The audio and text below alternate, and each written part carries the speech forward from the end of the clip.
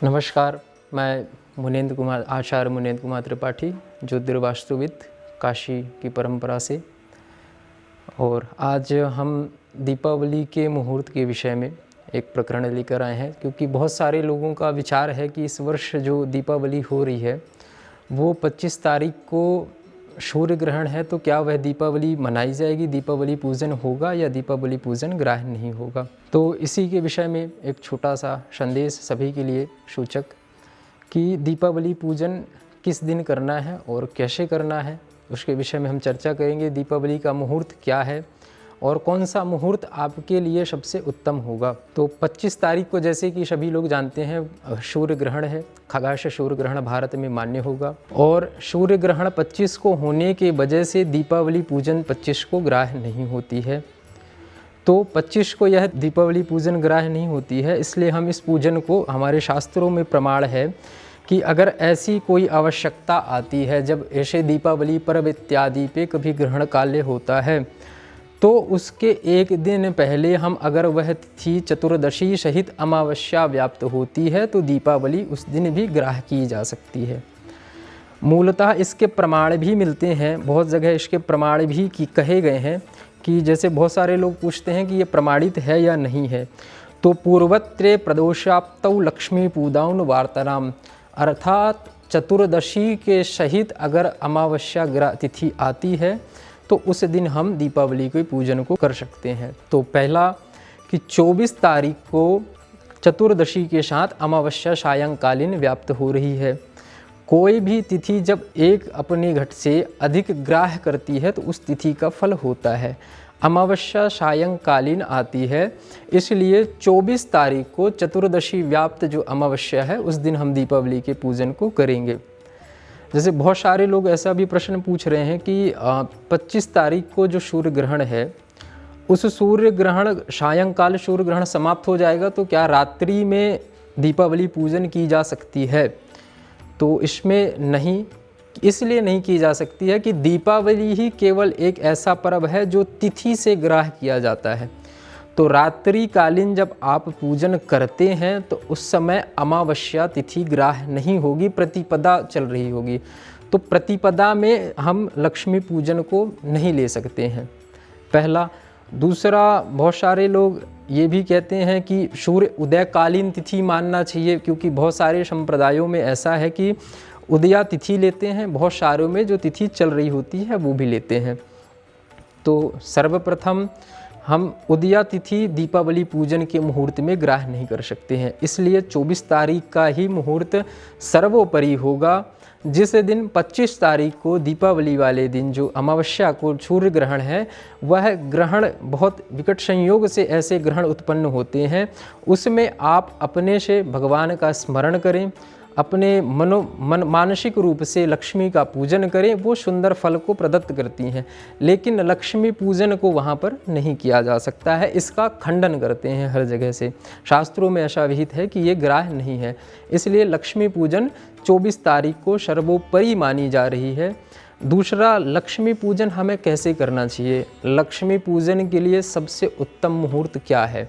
एक ये भी बहुत प्रश्न है आज के समय में कि लक्ष्मी पूजन किस लग्न में करनी चाहिए, किस मुहूर्त में करनी चाहिए, वह सबसे उत्तम कौन सी है जब हम लक्ष्मी का पूजन करें। तो हमारी देखिए 12 लग्न होती हैं, मेष वृष मिथुन कर्क सिंह कन्या तुला वृश्चिक धनु मकर कुंभ मीन। जो ये 12 राशियां हैं, इन्हीं को 12 लग्न कहा जाता है शास्त्र में। और इनमें 3 प्रकार होते हैं, पहला चर, दूसरा स्थिर, तीसरा दुस्वभाव। चर मतलब जो मेष आदि राशियाँ होती हैं वो चर राशियाँ कहलाती हैं। इनका स्वभाव होता है विचरण करते रहना, चलते रहना, इसलिए इनको चर राशि की संज्ञा दी गई है। दूसरी होती है स्थिर, तो वह राशि जो एक जगह स्थिर रहती हो, वह कहीं विचरण ना कर रही हो, इसलिए वह स्थिर राशि है। तीसरी राशि आती है द्विस्वभाव, जिसके अंदर दोनों प्रकार के गुण होते हैं कि वह चलती भी है और स्थिर भी रह जाती है। ये 3 तरह की लग्न होती है, मूल रूप से राशियों के ही प्रतिबिंब ये लग्न है। तो हम लक्ष्मी पूजन, क्योंकि हमें अपने घर पे स्थिर चाहिए होता है, ताकि लक्ष्मी हमारे घर पे, अष्टविध जो लक्ष्मी है वो स्थिर रूप से हमारे घर पे रहे, इसलिए स्थिर लग्न में हमें लक्ष्मी पूजन करना चाहिए।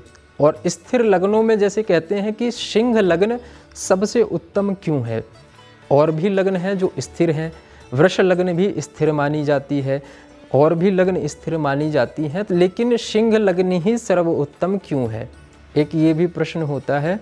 तो देखिए, प्रत्येक लग्न जो है वह 2-2 राशियों के स्वामी होते हैं, लेकिन केवल सूर्य और चंद्र 2 ही ऐसे अधिष्ठात्र हैं जो केवल एक राशि के ही स्वामी हैं, एक चंद्रमा कर्क का और सूर्य जो है सिंह राशि का। इसीलिए सिंह राशि जो है सूर्य उसके स्वामी हैं और केवल उसी के स्वामी हैं, अन्यान्य किसी भी लग्न या किसी भी राशि के वो स्वामी नहीं होते हैं। इसलिए सिंह लग्न सर्वोत्तम मानी गई है और सिंह लग्न की लक्ष्मी पूजा जो है वो सर्वोत्तम मानी जाती है। मूल विषय है कि सिंह लग्न कब आ रही है और किस रूप से पूजन करना है। तो हमारे काशी के जो पंचांग, ऋषिकेश पंचांग है, जो काशी का हमारा प्रमाणित पंचांग माना जाता है, वह 24 तारीख को, अर्थात 24 तारीख को चतुर्दशी व्याप्त अमावस्या जो है उस दिन रात्रिकालीन 1:23 से 3:37 तक सिंह लग्न है। यह काशी के पंचांग, काशी के मतांतर से है। प्रत्येक शहर का अपना अलग अलग स्थानीय समय होता है। तो जैसे अगर कोई दिल्ली में है तो काशी से दिल्ली में जो स्थानीय समय होता है वो लगभग 12 से 15 मिनट का फ़र्क होता है। तो इस समय को आप 12-15 मिनट प्लस करके दिल्ली की लग्न मान सकते हैं। तो सिंह लग्न उस रात्रि में 1:23 से आ रही है। लक्ष्मी पूजन कैसे करना है, लक्ष्मी पूजन का विधान क्या है, बहुत लोग नहीं जानते कि लक्ष्मी पूजन कैसे किया जाता है। तो देखिए, लक्ष्म्यादि पूजनानां च कृत्यः शास्त्रकारणेत, लक्ष्मी पूजन जो है वह बहुत शांति स्वरूप में की जाती है, क्योंकि लक्ष्मी जो है भगवान नारायण की ही प्रतिबिंब है, नारायण की ही पत्नी है। तो लक्ष्मी पूजन में हम लक्ष्मी के साथ गणपति, बहुत लोग होते हैं कि गणपति गौरी पूजन करें फिर लक्ष्मी पूजन करें या लक्ष्मी गणपति पूजन करें। तो लक्ष्मी गणपति पूजन का विधान है यहाँ पर कि आप गणपत्यादि सहित जो है लक्ष्मी का पूजन करें। जो सुंदर यहाँ पर लक्ष्मी के विधान में आता है कि अष्टविध लक्ष्मी का पूजन होता है। तो अष्टविध लक्ष्मी, 8 प्रकार की जो लक्ष्मी कही हैं, उन सभी लक्ष्मियों का यहाँ पर पूजन करना चाहिए। अष्टविध लक्ष्मियों का पूजन करके उनका शांगोपांग जो है सुंदर स्नान इत्यादि करके, पंचामृत इत्यादि स्नान करा के, वस्त्र अलंकार से विभूषित करके, सुंदर उन पर इत्र इत्यादि चढ़ाकर और सुंदर नैवेद्य में विशेषता है कि नैवेद्य में धनिये का भोग लगता है भगवती में विशेष रूप से। कमलगट्टे का भी यहाँ पे भोग ग्राह्य है भगवती को।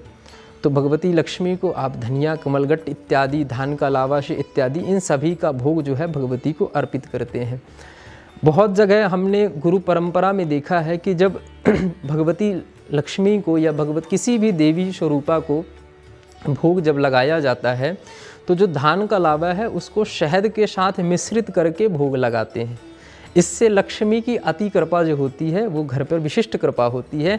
इसलिए इस दीपावली पर सभी लोग धान के लावे को शहद के साथ मिश्रित करके लक्ष्मी जी का भोग लगाएं, सभी पे विशेष रूप से भगवती की कृपा होगी।